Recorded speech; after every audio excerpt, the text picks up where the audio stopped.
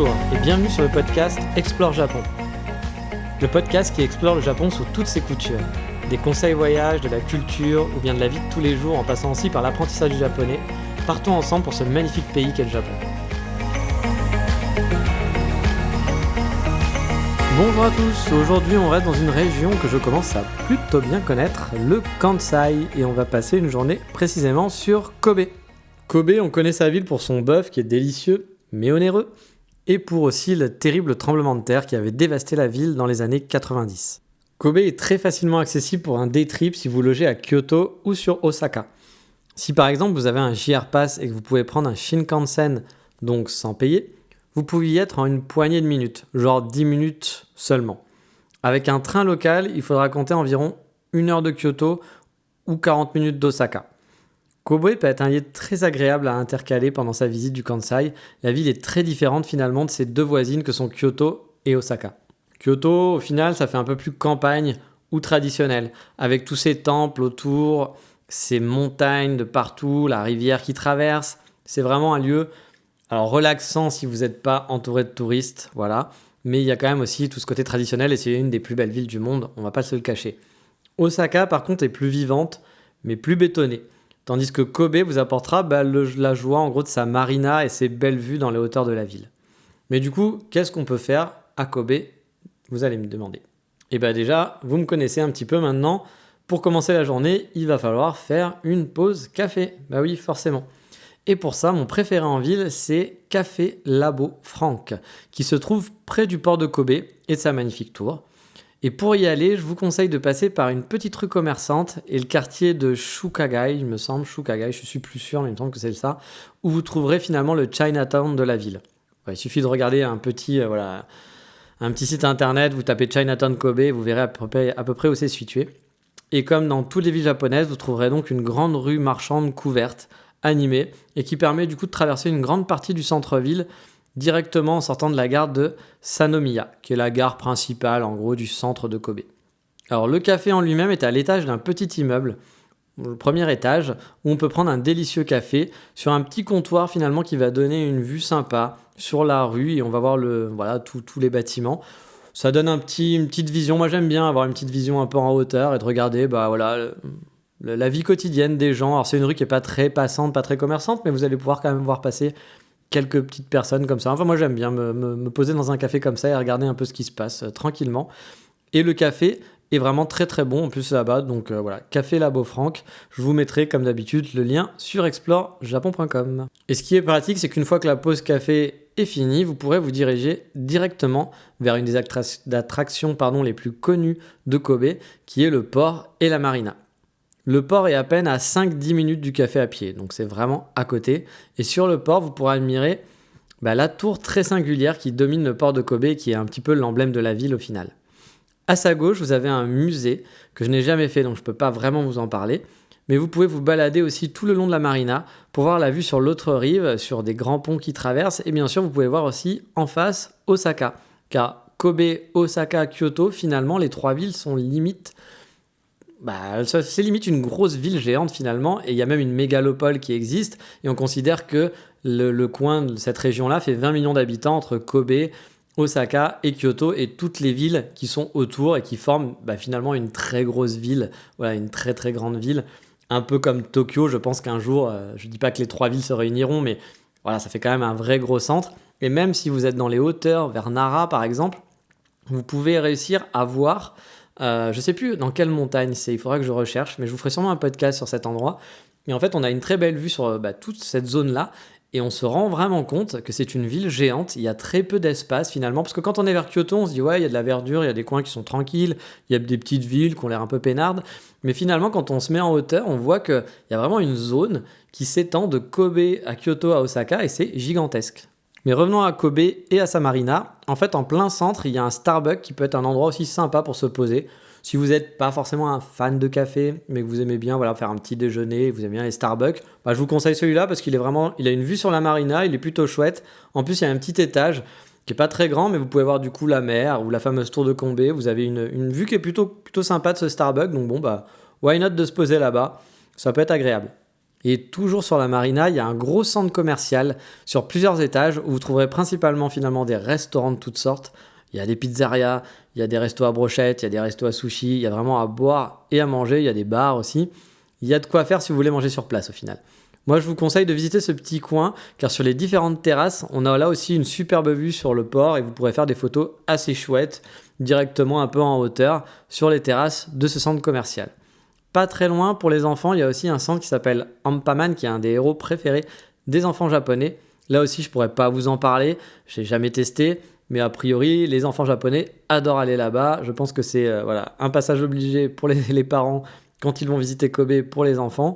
Mais je ne connais pas plus que ça, donc je ne sais pas si pour des enfants étrangers, ça peut être sympa ou si ça ne va pas du tout leur parler, si c'est pas très marrant finalement, ou il faut vraiment connaître le dessin animé pour s'amuser là-bas, mais je pense qu'il y a quand même pas mal de jeux pour les enfants.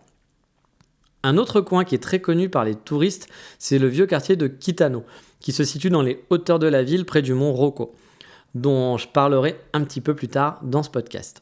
Ce quartier vous ravira pour son architecture qui change finalement complètement de ce qu'on peut voir au Japon habituellement.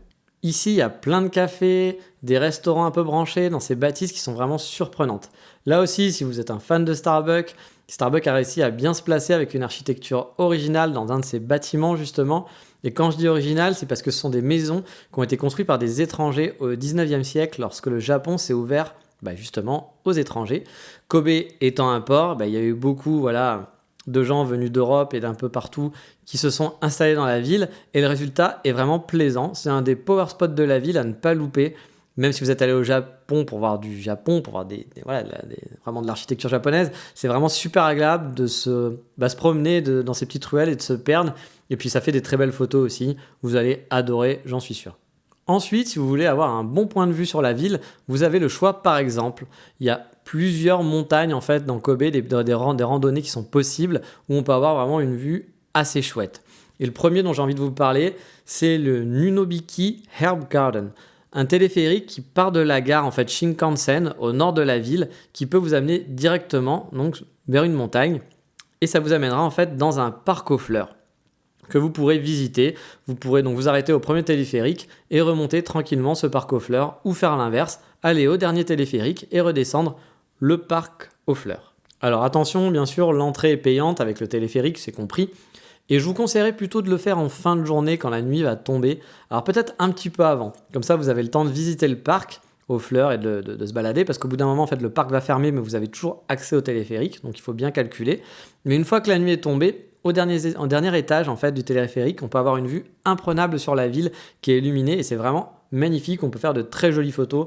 J'essaierai d'en mettre aussi sur exportjapon.com pour que vous ayez une idée à quoi ça ressemble.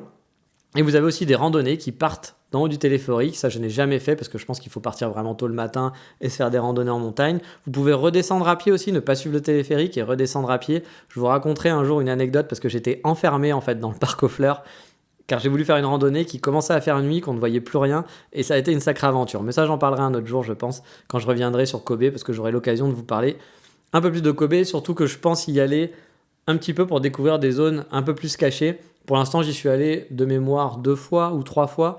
J'ai surtout fait les choses touristiques. Mais là, vu que je vais être pendant 6 mois à Kyoto, j'ai envie d'aller un peu voir aussi la banlieue de Kobe, découvrir des nouveaux coins. Donc, je vous ferai sûrement des nouveaux podcasts sur Kobe un petit peu plus tard. Et donc, comme j'en parlais tout à l'heure, il y a aussi, pour avoir une belle vue sur Kobe, vous pouvez aussi faire la randonnée du mont Roko, où là aussi, vous avez une vue sublime sur toute la ville. Vous pouvez faire soit la randonnée complète, mais si vous êtes pressé, que vous êtes là pas longtemps, vous avez aussi un téléphérique qui vous amènera au sommet. Honnêtement, si vous passez qu'une journée sur Kobe, je pense que ça va être un peu compliqué pour vous de le faire et vous n'allez pas pouvoir tout faire. Donc je vous invite plutôt à la limite de faire l'Herb Garden, mais si vous restez un peu plus longtemps, c'est vraiment une randonnée qui est chouette à faire.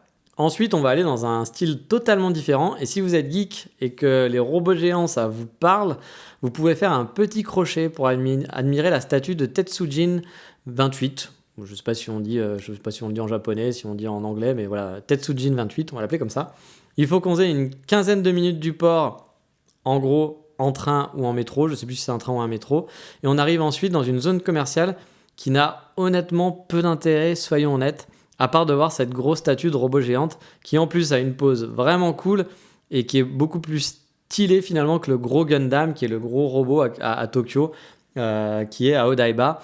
Alors, il est un peu moins travaillé parce que le robot, en gros, qui est à Tokyo, il fait vraiment très méca avec plein de pièces, etc. Il est animé. Là, il fait plus statue, mais coloré. Mais il a une pose qui est vraiment chouette. Pareil, j'ai mis une photo sur Expert Japon si vous voulez vous faire une idée. C'est sympa à aller voir, mais c'est vrai qu'on n'y va vraiment que pour ça. Donc voilà, honnêtement, si vous êtes en speed sur Kobe, que vous n'avez pas beaucoup de temps, que vous passez qu'un après-midi ou autre, je vous conseille pas de faire le détour. Ça en vaut pas la peine. Là, c'est vraiment un truc à faire si vous aimez vraiment les choses un peu what the fuck, si vous aimez les robots géants. Enfin, ok, c'est cool, moi j'étais content d'aller le voir, mais c'est vrai que bon, ça fait quand même un petit détour juste pour ça. Je ne l'ai pas regretté, mais si vous n'avez pas le temps, ne faites pas ça. Voilà, il y a autre chose à faire au Japon et vous pourrez toujours voir le robot géant à Tokyo, vous en aurez vu un, vous inquiétez pas. Et quand même un petit conseil, si vous décidez quand même d'aller voir ce robot, il y a un centre commercial qui est vraiment juste à côté. Et du coup, je vous conseille de rentrer dans le centre commercial et il y a un petit balcon qui permet d'avoir une vue un petit peu plus aérienne et qui vous permettra d'avoir d'autres points de vue si vous voulez faire des photos du robot. C'est toujours chouette. Comme ça vous évite de prendre des photos du bas. Vous pouvez faire des photos un petit peu différentes et c'est gratuit. Donc il suffit juste de rentrer dans le centre commercial et de trouver l'escalier qui va sur la petite terrasse tout simplement. Vous l'aurez compris, il y a vraiment de quoi faire pour passer une bonne journée sur Kobe. C'est une ville portuaire qui vous changera vraiment de ce que vous avez pu voir chez ses voisines au final du Kansai, que ce soit Osaka ou Kyoto. Alors oui, il y a aussi des temples, des jardins japonais. Si vous êtes en manque, vous pouvez en faire. Mais bon, a priori, avec Kyoto à côté, vous aurez déjà quoi faire ce côté-là. Mais j'essaierai d'en parler dans une prochaine émission, encore une fois, dans quelques semaines, à propos de Kobe, sur d'autres choses à faire dans la ville, car il y a énormément de choses à voir et à visiter. Tout autour de Kobe aussi, il y a aussi pas mal de détripes, comme la ville de Onsen, Arima, j'ai un trou, je suis désolé, mais qu'on peut rejoindre en train ou via une randonnée en partant de Kobe aussi, qui peut être une belle journée, belle balade sympa à faire. Mais encore une fois, j'en parlerai dans des prochains épisodes. Mais du coup, il est temps de passer au coup de cœur du moment et qui va être en rapport avec la ville de Kobe.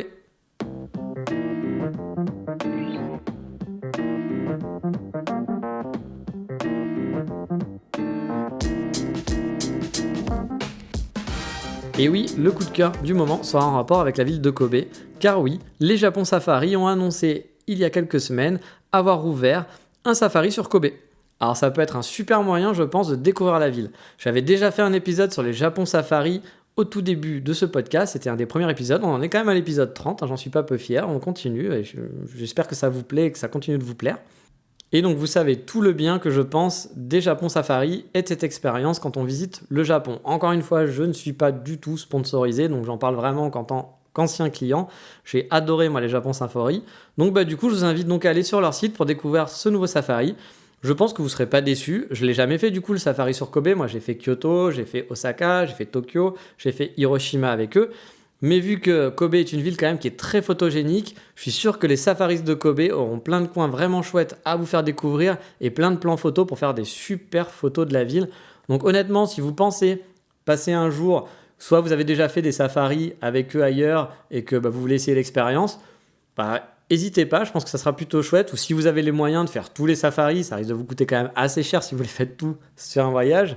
Mais voilà, si vous avez le moyen de faire tous les safaris, n'hésitez pas, maintenant ils font Kobe et honnêtement, moi je retournerai en vacances au Japon, je n'y serai pas pour une longue période et j'irai en vacances. Je pense que je testerai le safari de Kobe parce que je suis sûr qu'il y a plein de coins qui connaissent, que je ne connais pas de Kobe, que j'ai fait vraiment en mode touriste pour l'instant et que j'ai pas trop exploré. Et je suis sûr qu'avec eux, j'arriverai à avoir plein de plans photos, des coins. En plus, j'avais déjà commencé à repérer des endroits qui pouvaient être assez chouettes pour faire de belles photos et qui n'étaient pas très touristiques. Je pense qu'il y a vraiment de quoi faire dans la ville. Donc pourquoi pas. Pour ça, il suffit d'aller sur le site des Japon Safari. Comme d'habitude, je vous mettrai le lien sur Expert Japon. Et si vous ne connaissez pas les Japon Safari, que vous commencez cet épisode et vous n'avez pas commencé par les premiers épisodes, il y a un des épisodes qui parle du concept des Japon Safari. Je vous invite à l'écouter. Vous allez voir, c'est un concept qui est vraiment super sympa. Mais voilà, on va arrêter avec Kobe pour aujourd'hui. Et dans le prochain épisode, on parlera de mon premier gros tremblement de terre que j'ai vécu à Kyoto. Et oui, ça fait un petit peu peur. Mais ça sera pour le prochain épisode. Et je vous dis à bientôt. Mata, ciao, bye bye.